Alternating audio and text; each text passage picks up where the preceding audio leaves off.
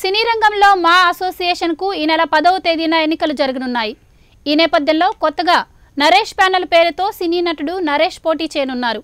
జీవిత రాజశేఖర్ నరేష్కు మద్దతుగా మరికొందరు నిలిచారు. అభిమానుల ఒత్తిడి వల్లే పోటీలో నిలబడుతున్నానని నరేష్ తెలిపారు.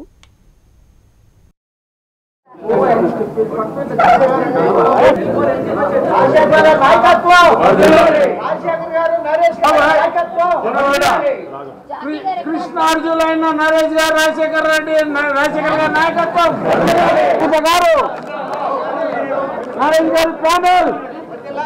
నరేష్ గారి ప్యానెల్ మా అసోసియేషన్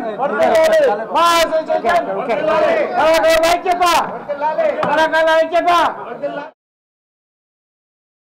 మేమందరం సాధారణ సభ్యులుగా పనిచేస్తూ వచ్చాం.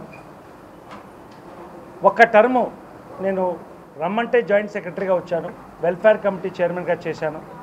ప్రెస్ మీట్లో క్లియర్గా మిగతావన్నీ మాట్లాడతాం. It is not the time to talk much.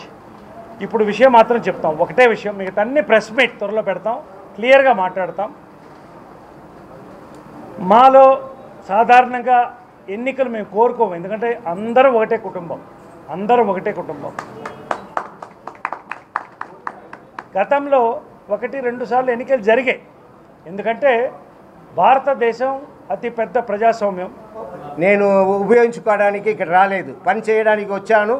And ఆ లవ్వుతో పని చేయడానికి ఓ పర్మిషన్ కావాలి. ఆ పర్మిషనే ఇప్పుడు ఇలా ఈ ఎలక్షన్లో పోటీ పడడం.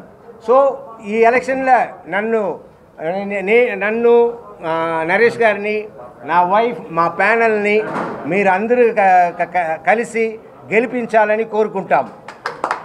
ఇది లేడీస్ని పెట్టరు. నేను యాక్చువల్గా మొన్న మన ఇండస్ట్రీలో జరిగిన 1-2 మేజర్ ఇన్సిడెంట్స్ మీ అందరికీ తెలుసు. వాటిని నేను కోట్ చేయను. ఇండస్ట్రీని ఎట్లా రోడ్ల మీదకి తీసుకొచ్చేసారో.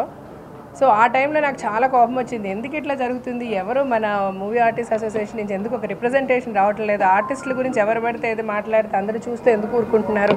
అంటే ఇదే వచ్చి ఒక సాఫ్ట్వేర్ ఇంజనీర్నో, ఒక లాయర్నో, ఒక డాక్టర్నో అంత ఈజీగా అనేరు. సినిమా వాళ్ళు అంటే ఆ సినిమా వాళ్ళు అని అనేస్తున్నారు. సో అది మెయిన్గా నాకు బాగా ట్రిగరింగ్ అయింది. నేను అనుకున్నాను నెక్స్ట్ ఎలక్షన్ నేను తప్పకుండా కంటెస్ట్ చేయాలి అని. కానీ ఏంటంటే ఎప్పుడు ఎవరు వచ్చి మమ్మల్ని నువ్వు ఈ పోస్ట్లో ఉండి జీవితం ఇది చేయ జీవితం నన్ను ఎప్పుడు ఎవరు అడగలేదు. మేమందరం సాధారణ సభ్యులుగా పనిచేస్తూ వచ్చాం.